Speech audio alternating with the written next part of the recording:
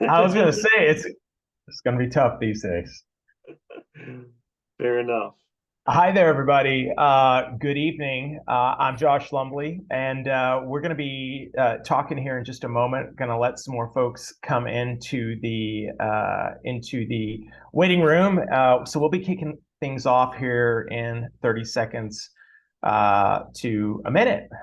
So thanks for being here. Give us just a few moments. Awesome. Yeah, thanks everybody for joining. I appreciate it. I'm looking forward to this.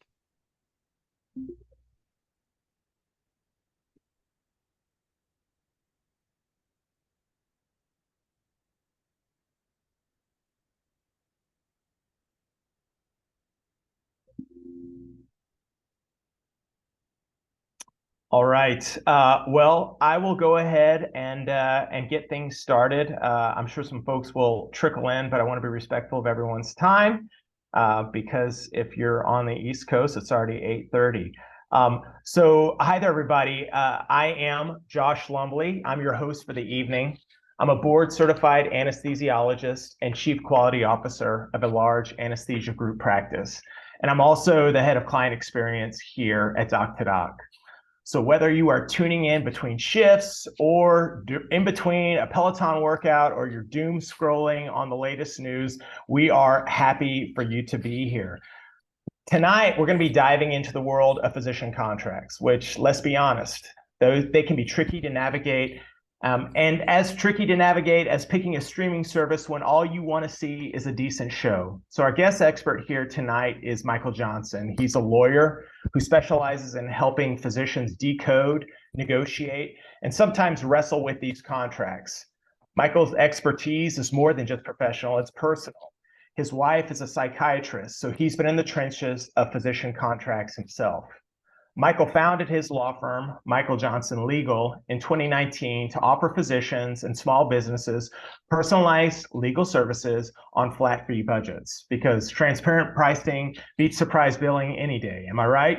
He's Definitely. particularly passionate about helping first contract physicians navigate that daunting transition from training to practice. And you can find him dropping knowledge on Instagram at Physician Contracts, where he posts content that's as educational as it is essential for anyone looking to avoid signing their life away.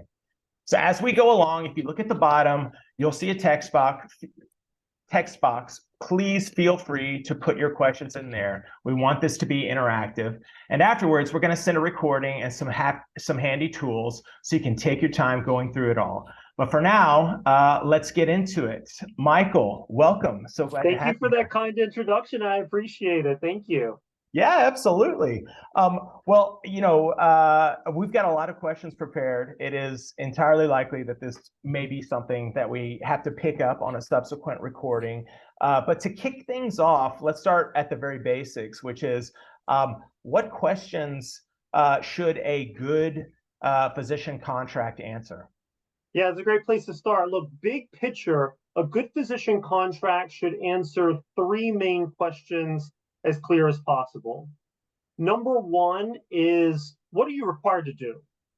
Talking about call, work duties, work location, schedules, like night shifts, just all of those details around your work. How much of that is in the contract? How is it defined? What's in there?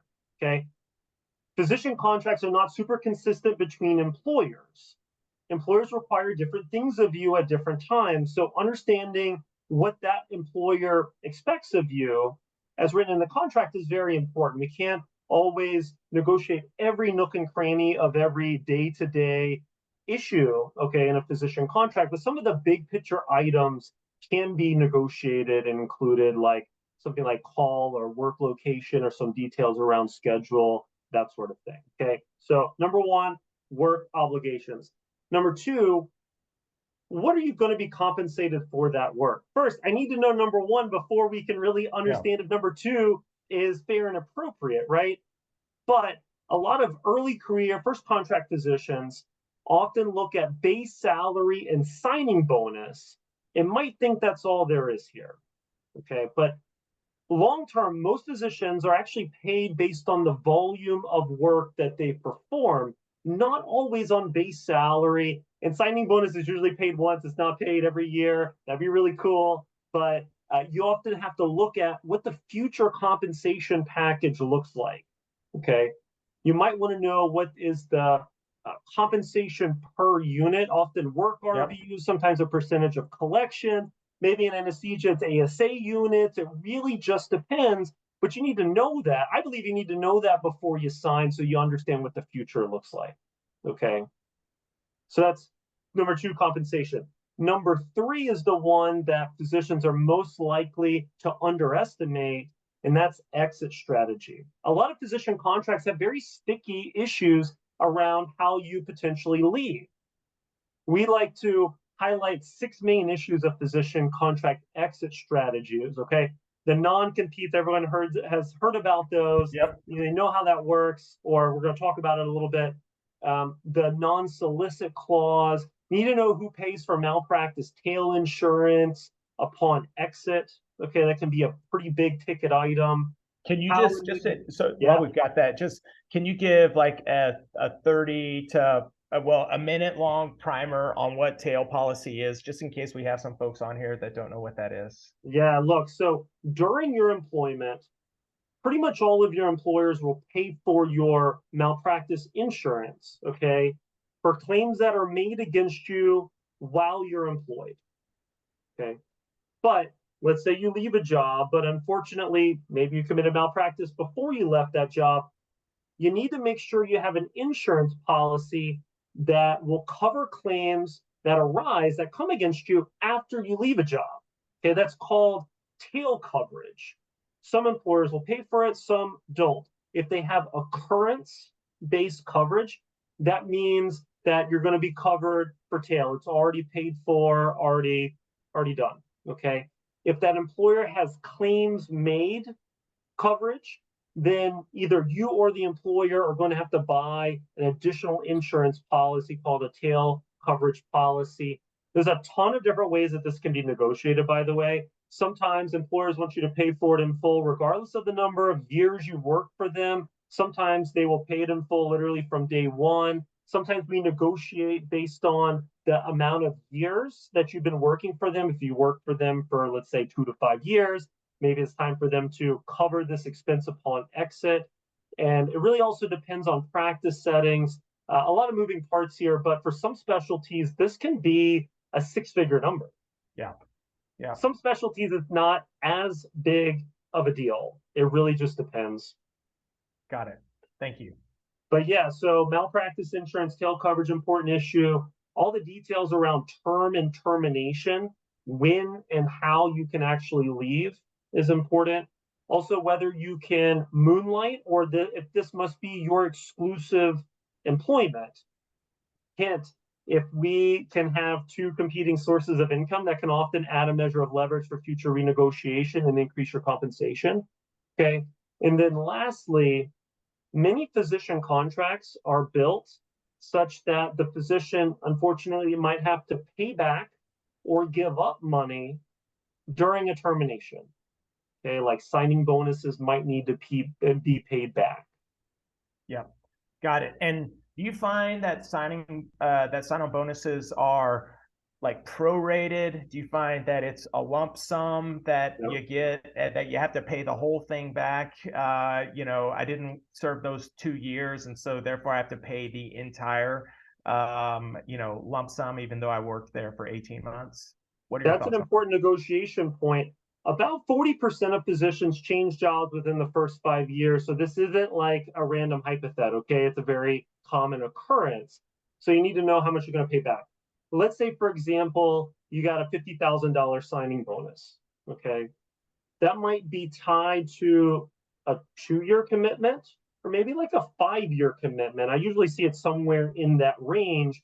And Yep. sometimes we can negotiate on how long that signing bonus, like what is the service obligation that's attached to that signing bonus. Okay. So that's a negotiation point. Another one, let's say it's a 5-year, $50,000 signing bonus. Mm-hmm. Okay.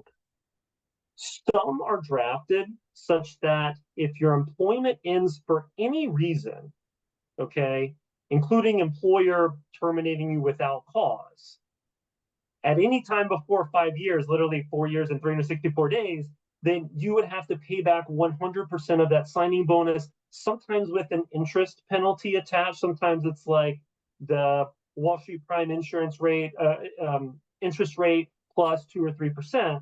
And that can get a little bit steep right now. So we want to pay attention to that. Sometimes, so a good physician contract should give you credit for time served. So for example, if it's a 50K 5-year commitment, if you serve for 3 years, then if you left after that time, you should have to pay back $20,000. Also, if the employer is terminating you without cause, I don't think they should really have the legal right to claw that back from you. Look, if you're terminated like for cause, something really bad happened, then yeah, they probably should be able to claw that money back. But yeah, that's big picture on signing bonus clawback provisions. Got it. And one thing, because I kind of have some experience in this with, doing employment contracts for anesthesiologists and nurse anesthetists, on the moonlighting front, I do think that there is a misconception that a lot of folks have, that's sort of like, my primary employer covers my malpractice insurance with my primary job, therefore I am covered for my side hustle, moonlighting. And the reality is you're not. You have to get your new employer has to give you coverage for that, or you've got to take out a separate policy to cover you on your side hustle. And I agree with that 100%. Look, your employer should not fund your side gig. Yep. I never really asked for that. That's not really a normal thing. But you should get your own separate malpractice, or ask if you have a, let's say you provide some coverage, maybe a couple hours out. Maybe it's like a rural hospital. Anesthesia is a good example of this. You provide a weekend coverage or something, then they should provide your malpractice, or maybe you buy a separate policy to cover that, but that's not going to be covered under your employment agreement. And then, Michael, I know we've got some other questions we want to go through, but I do want to ask you on this one here, just from the employee perspective. I have seen in my specialty a big conversion of folks from the W-2 employment model to 1099 employment model. I know that's not just specific to anesthesiology; other specialties do that. I am honestly ignorant in terms of contracting protections around that. Is there any difference in terms of an employment agreement related to a W-2 employee versus, say, a 1099 employee? Sure. So the most obvious one is that as an employee, you are protected in certain important ways under state and federal law. Okay. So certain like disability, discrimination stuff, rights to collectively bargain with your coworkers. Some of those are restricted when you move to 1099. Got it. Okay. But otherwise, what we see in the firm is that W-2 and 1099 contracts can look very similar. Okay. They can have similar term and termination clauses, similar compensation provisions, similar malpractice tail insurance clauses. It really just depends. Some 1099s allow a little bit more freedom to moonlight. Some will put more of the expenses like malpractice insurance or travel or what have you on the physician side. Okay. If you're looking at two side by side, you might want to think, okay, what do I need to know, like apples to apples, to make these the same? Generally speaking, in the firm, you need some sort of financial premium to take a 1099 versus a W-2. Usually it's around 10% to 25%. One of the most obvious, you usually have to pay employer side payroll taxes if you're 1099. Okay. 1099 means that you are a small business. Okay. You're contracting with another business to provide services. So you're going to have to pay payroll taxes as an employer and as an employee. That's around 15, 16 grand. Okay. Something around that zone. And then additionally, 1099 typically don't receive employer benefits like 401k contributions that might be 3 to 6% or more of like on top of your salary. Okay, so it's pretty substantial. Maybe like health insurance, dental, that can start to add up. So when you're looking at these side by side, you're often going to need a premium under 1099, and often these offer cover a premium. Some 1099 arrangements are really there to cover temporary, I guess, more urgent needs for physicians that might actually be compensated at a premium because of that urgency. But tons of details here. Yeah. Yeah. Yeah, maybe even something that we dedicate an entire episode to, because I have personally seen a ton of movement of folks towards that. Well, so obviously, in ideal circumstances, an employment agreement represents a partnership between the employer and the employee, and hopefully, it's a fruitful relationship that carries forward with great satisfaction for both parties, and ultimately excellent clinical care at the end of the day for all of our patients. So we talked about the perspective of the employee. What are your high-level thoughts about, kind of the overarching concerns of an employer vis-a-vis the employment agreement? Yeah, so my impression is that bringing on a new employed physician is very expensive for employers. If you think about it, they got to pay recruiters. Okay, that's usually quite expensive, or they do it in-house, which is also still expensive. There's often signing bonuses and relocation stipends and onboarding expenses and new licenses. There's a lot that goes into getting you ramped up. And frankly, if you leave that job in a relatively short period of time, that employer often will lose a lot of money. So, I think one of the chief concerns is, financially, the employer wanting to protect themselves a bit if that relationship doesn't last for very long. And obviously, the counter to that is clear expectations between employers and employees will often also reduce that.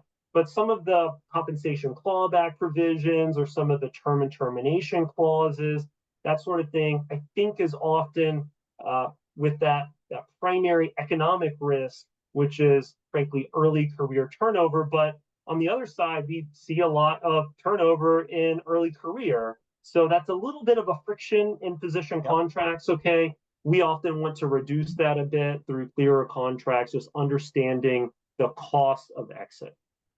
So, I mean, do you have any thoughts on, I mean, I know there are seasons of life during a junior physician's career that might say, we moved, started a family, this location doesn't work for us anymore. But there's also probably something around like, man, I wish I had known more about this practice and had maybe protected myself a little bit more around putting guardrails in terms of the employment agreement, so that it satisfied me better. You know, what are some of the points that you give specifically young physicians, folks that are in residency and fellowship, to educate them and sort of say, like, statistics are statistics. There's a 40% chance in 2 years you're not going to be with this positioning at this job anymore. And if it's because it doesn't work for you, find a better opportunity elsewhere, that makes sense. But if it is because there's that friction of, man, I wish I had known back then about this, that maybe protected me. What are some of the ways in which that, you've educated, young physicians and sort of counseled them on this journey prior to taking their first job?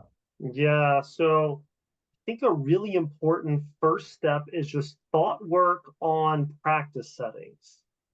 I see a lot of early career physicians really not leaving a particular employer, but realizing that maybe instead of hospital employed positions or private equity employed positions, maybe they wanted to be in academics. Yep. Okay. Or they wanted to own their own practice, or, vice versa. Okay.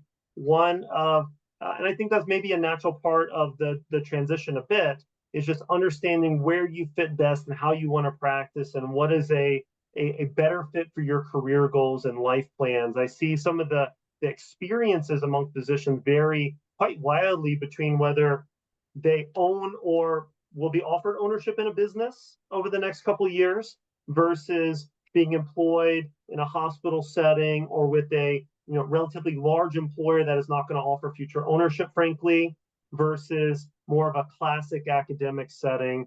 So being thoughtful on that. And then uh, I encourage folks to start the interview process, start their work in identifying potential opportunities anywhere from 18 to 9 months in advance of finishing training.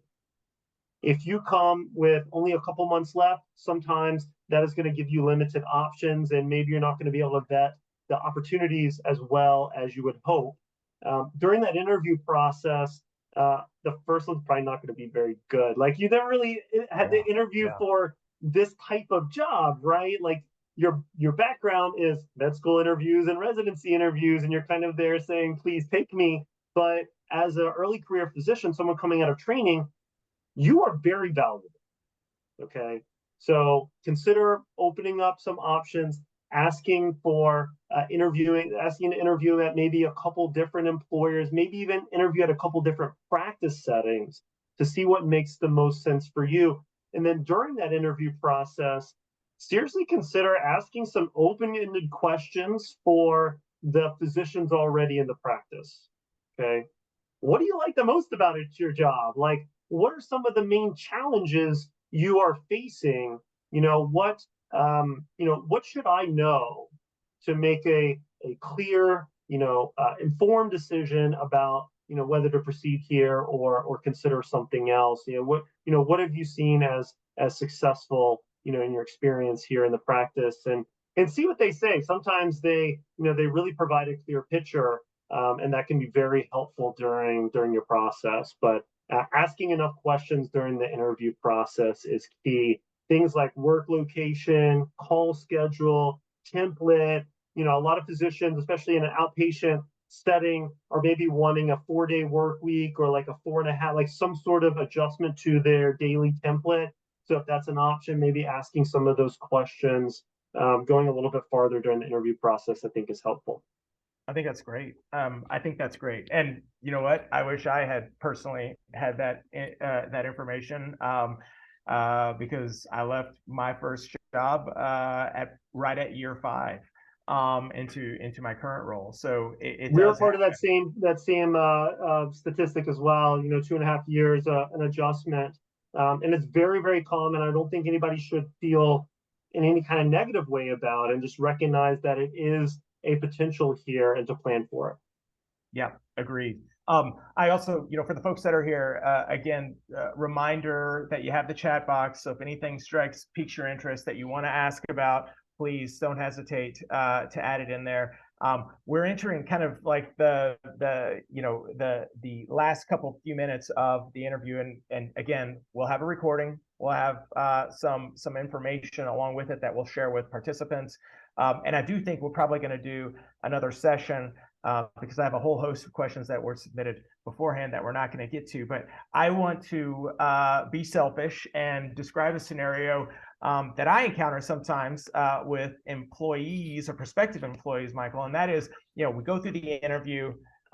We both sort of are, dialed in. Wow, this is going to be great. This is a great practice for you. We've described the call schedule, the comp and benefits. Seems like it hits every box, and I feel like we've got mutual agreement on the individual coming into this role. Present the employment agreement.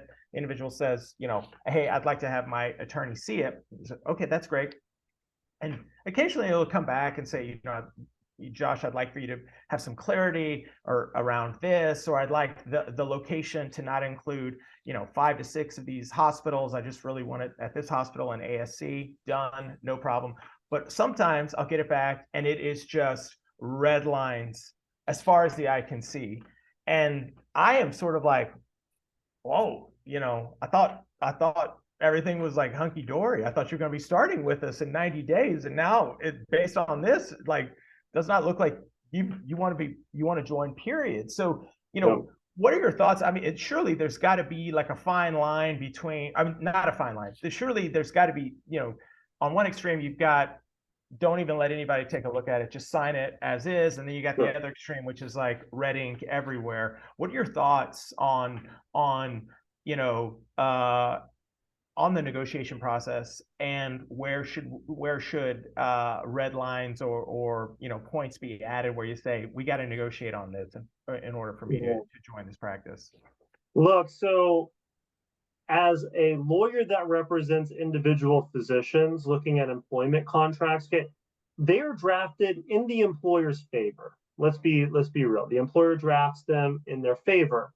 If it was up to me, then yeah, I'd love to redline every single item, but that is not going to create a good relationship between you and the employer. And that is not the norm as we evaluate and negotiate physician contracts. Okay.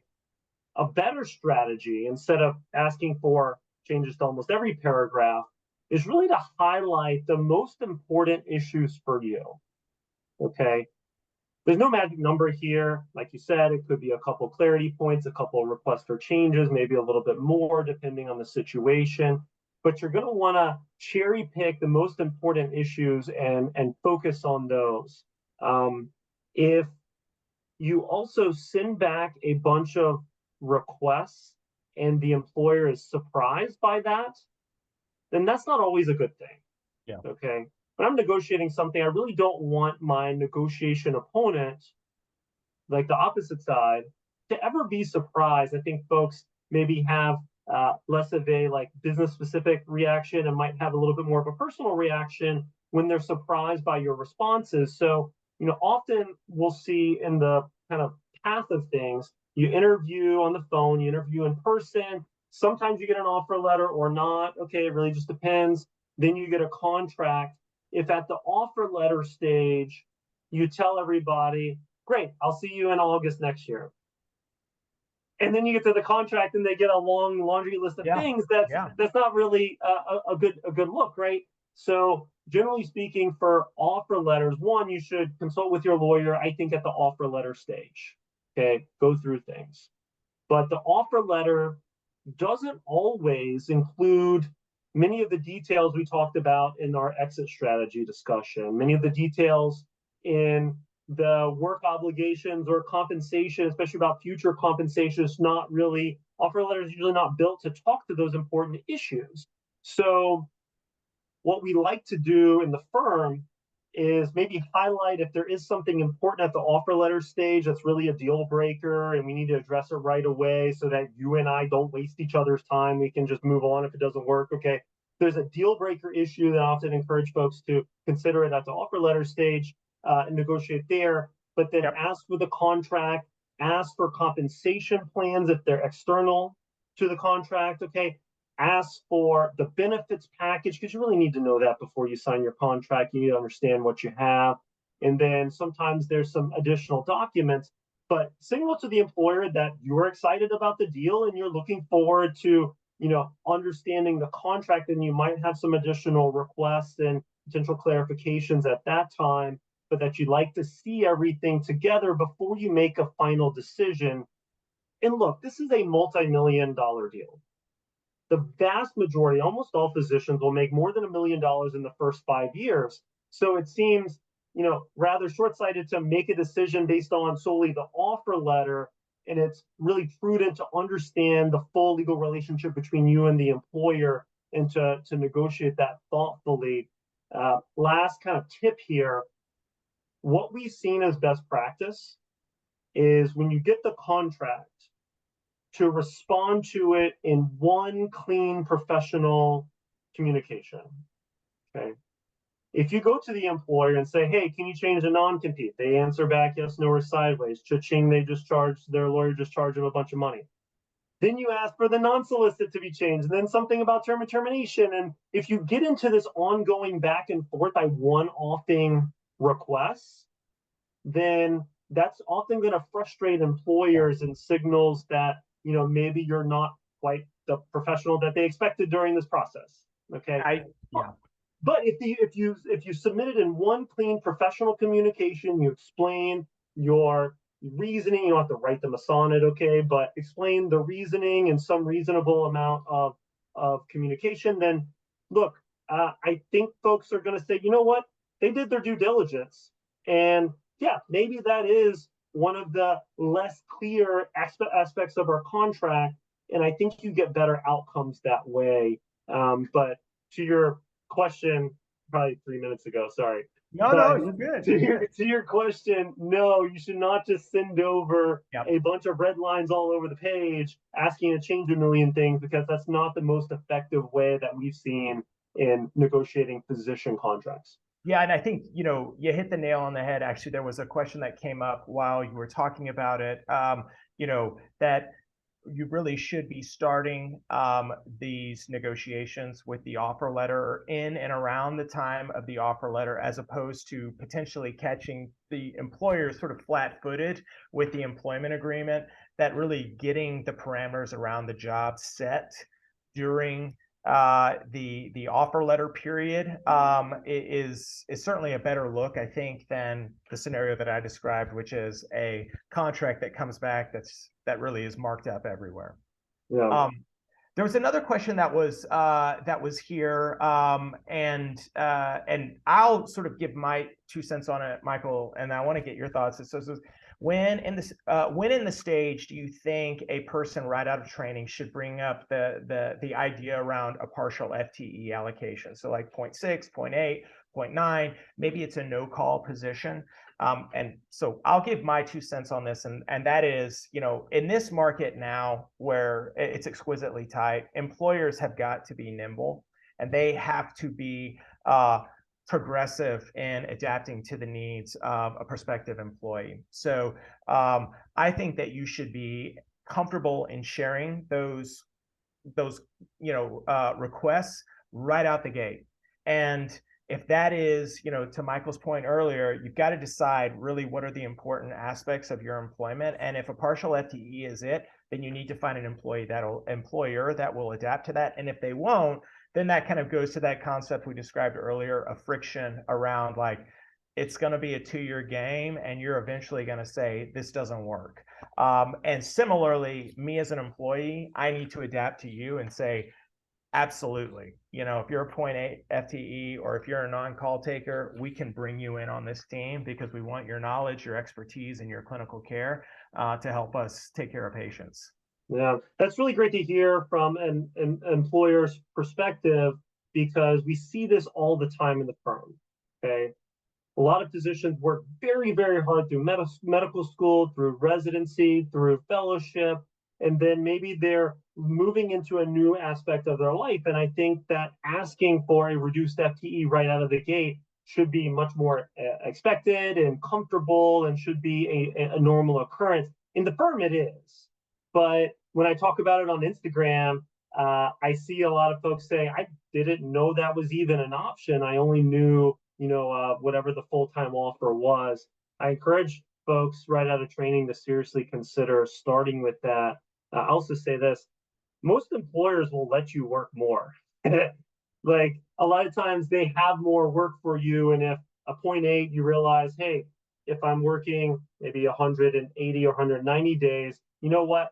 I'm comfortable with that. Maybe I want to increase that and make more money as I increase my work. A lot of employers will allow that in the future for obvious reasons, but sometimes it can get a little bit difficult to back off. Often they guarantee you a hefty minimum guaranteed salary from day one, under the expectation that your starting FTE will continue for a certain period of time. I actually have some sympathy for employers in this situation. If you want to bump down within the first year or two, but you got a high guarantee during your ramp up as you were getting comfortable, but then now that you're comfortable, you want to do a little bit less. I can understand the financial, concerns of employers with that. So seriously give some thought to starting off with that right out of the gate. Totally agree. So, Michael, we're going to transition now to rapid fire here. And I'm going to give you, we're going to do these, 30-second answers. And then this is going to be kind of the launching point for our next recording. So for the folks that ask these questions, don't want you to think these aren't important questions. These are really important questions, and we're going to talk about them in more depth. So high level, Michael, can you give us the difference between a non-compete versus a non-solicit, and high level states where it's more enforceable versus not enforceable? Step one, everything that is written in your contract, you must assume it is enforceable. and plan to either negotiate it, comply with it, or don't sign the deal. Okay. So trying to say, yeah, this thing is not enforceable in my contract, that's not a good strategy going into any contract, especially in physician contracts.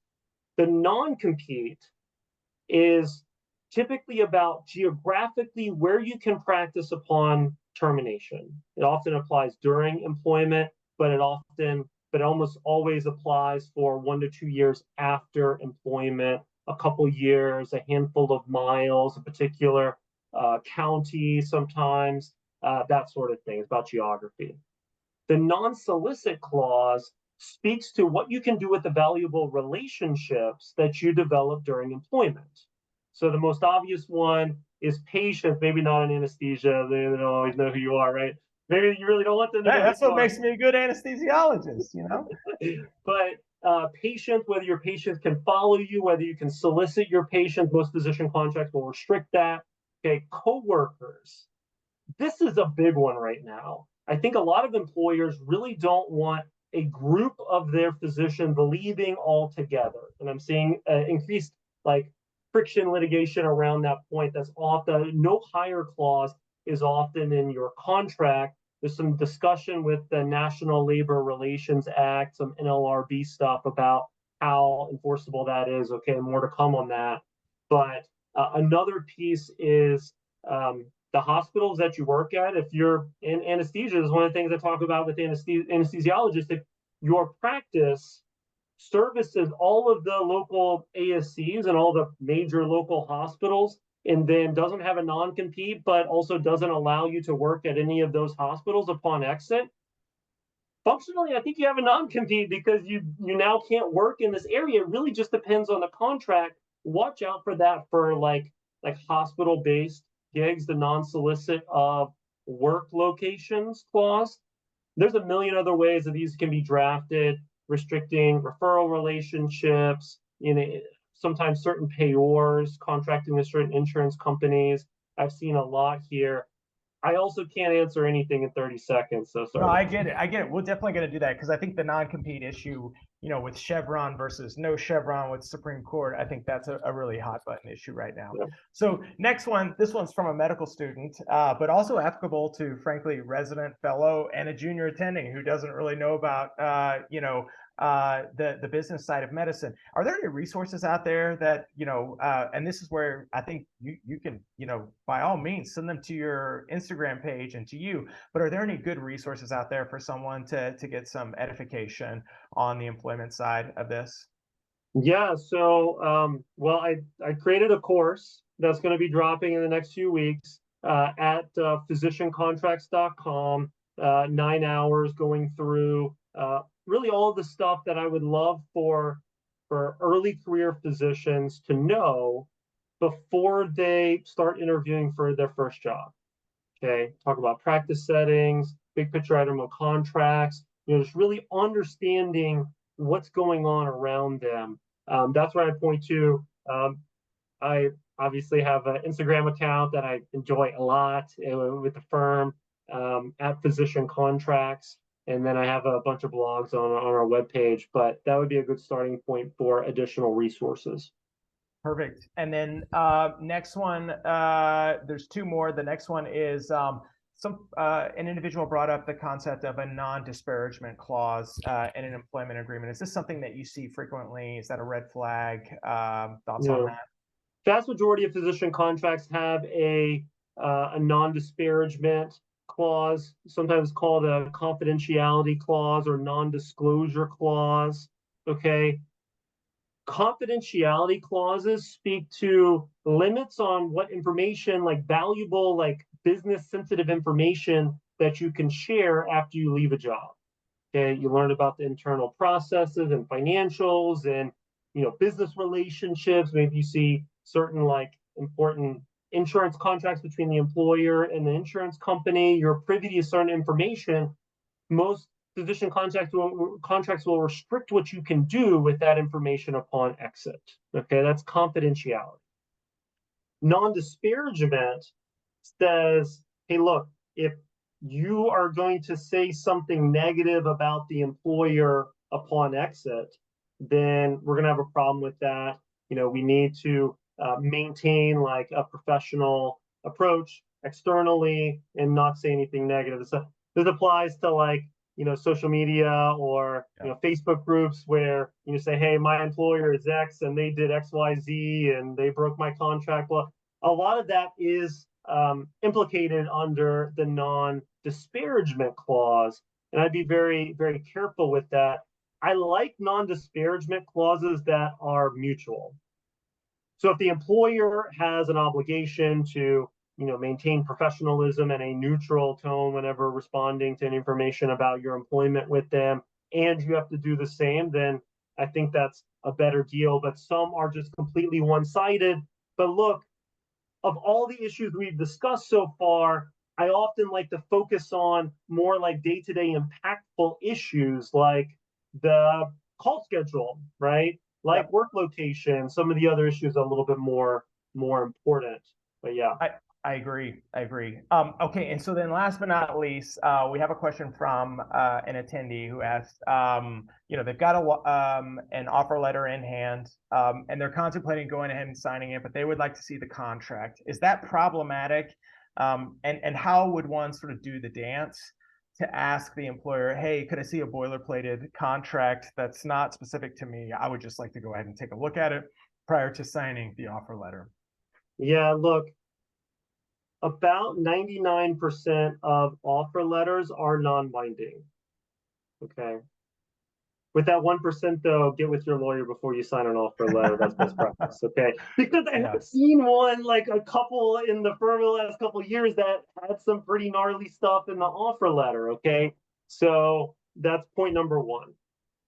If an employer is really pushing, demanding that you agree to the job, like you provide some sort of moral assurance that you will accept whatever is in a contract that you haven't signed yet, that you haven't seen yet, then I can have a problem with that. I think you have a right here to do your due diligence, to be able to review it, understand it, and collect your thoughts before you agree. There are some employers that will push you and say, hey, look, we only negotiate the offer letter and we don't negotiate the contract. There's basically no point at that point, and we're not going to listen to anything that you say afterwards, like negotiate these issues. And oh, by the way, it's base salary and signing bonus and CME, and that's really it. So the problem with that, though, is we know that base salary often only lasts for a year or two, and then it's essentially always going to be unilaterally changeable by the employer. It's not really a locked-in long-term thing, okay? Signing bonus is paid once, and that's kind of that, okay? It doesn't have a longitudinal impact. In CME budget, $4,000, $5,000, frankly, who cares? It's $1 million contract. I would not focus on whether you get $4,000 or $5,000 in your CME budget. But often employers will encourage you and suggest that this is the time and this is it. I don't agree with that. I think that if the employer truly says, hey, look, you have to sign the offer letter, you have to credential with us, you have to do everything, and then we'll send you the contract 2 weeks before your start date and just sign it. I just don't agree. Maybe like 5% of employers do that, but I just not.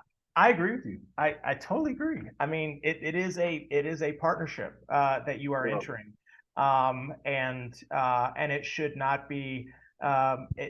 You said it. You hit the nail on the head. It should not be unilateral. Michael, this was awesome. I feel like I have learned a ton. I hope the attendees who have been here have enjoyed this. For everyone who is here, thanks for taking the time this evening. We will be sending out both the recording as well as some documents around this. And again, please do visit Michael's Instagram at Physician Contracts. For any other information, we'll be sharing this recording, so please revisit it and then be on the lookout for subsequent recordings. So thanks, Michael. Thank you, Josh. I appreciate it. Thank you so much. Yeah, my pleasure. And thanks for everyone for being here. I hope you have a great evening and enjoy the rest of your night, okay? Thank you. Bye-bye.